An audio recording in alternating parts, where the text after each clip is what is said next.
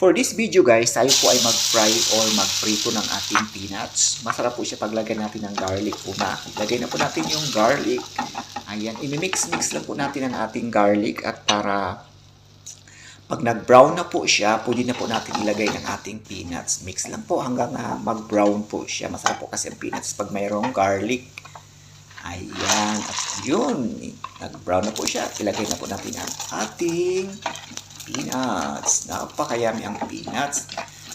Habang tayo nanonood ng TV, nabawats ng Netflix or nag-engage, masarap po kumain ng peanuts. At ang peanuts po pala, marami po yung vitamin sa ating katawan. Ayan, syempre lagyan din natin siya ng ating salt or asin para po malasa po talaga siya. Napakasarap yan, napakabango. Lalo pa po yung garlic. Ayan, almost brown na po siya guys at napakasarap, mapakabango.